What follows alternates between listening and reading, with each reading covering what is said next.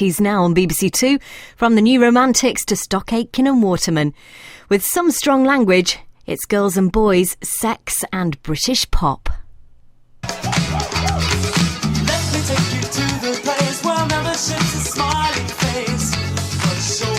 Britain went Technicolor in the 80s. After the confrontation of punk, it was time to party. Music was bright, stylish and carefully packaged. Sex and pop went hand in hand. Gay, straight, or somewhere in between. It was time to experiment. Until a new disease changed everything.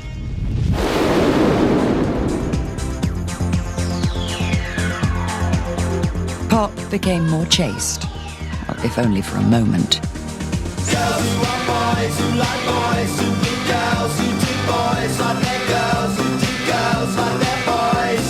Oh, I should be someone you really love. Girls who are boys, who like boys, who do girls, who do boys like their girls, who do girls like their boys. Oh, I should be someone you really love. At the end of the 1970s, Britain was a pretty depressing place. We'd had a lot of the miners' strikes, power cuts, a lot of job losses. It was fairly depressed in a lot of areas. Good afternoon, Prime Minister. Margaret Thatcher arrived in Downing Street with a new broom. Where there is discord, may we bring harmony. Where there is error, may we bring truth. Punk was becoming a distant memory. Everyone was waiting for something to happen.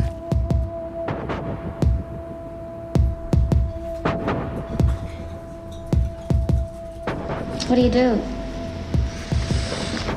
Nothing. I'm a musician. But a new era was dawning. In the beginning, there was Adam. You're gorgeous.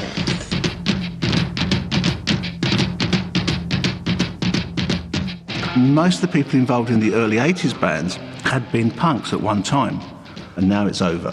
So it's like, well, I might as well revert to what I really was wanting to do, the thing I wanted to do when I was a kid, and I used to watch Top of the Pops. Be a pop star, make loads of money. Adam transformed pop overnight. He turned it into a costume drama again, just like his idol, David Bowie.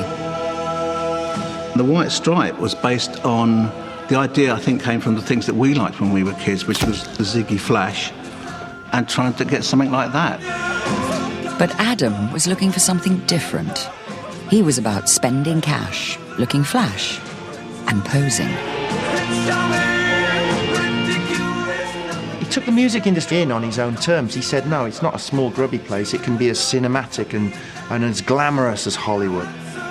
You know, I'm going to use these influences and I'm going to grab those influences, and I don't care. Prince Charming, Prince Charming, ridiculous. And the idea now, the fact we are in a kind of austerity period, it's nice to just be optimistic. That's why we try and be colourful and bring a bit of the show back into the business. Dan, if you could turn your head to the side. Gold highlights here. He was living the dream, all the makeup and everything. He'd taken it to the nth degree. I mean, this was 6 weeks at Christmas at a theatre doing pantomime, wasn't it? Holding it, just put it on his head, exactly on the shot that we finished off with yesterday. We were 5 straight guys who didn't mind camping out because we were so heavily heterosexual that we didn't care if people thought we were gay. We just thought that was funny. Suddenly it was like teenage girls. And literally 4 months before, it was all these kind of like punk rockers. And I suddenly thought, oh yeah, this is what it means. Oh yeah, this is what we wanted, you fool.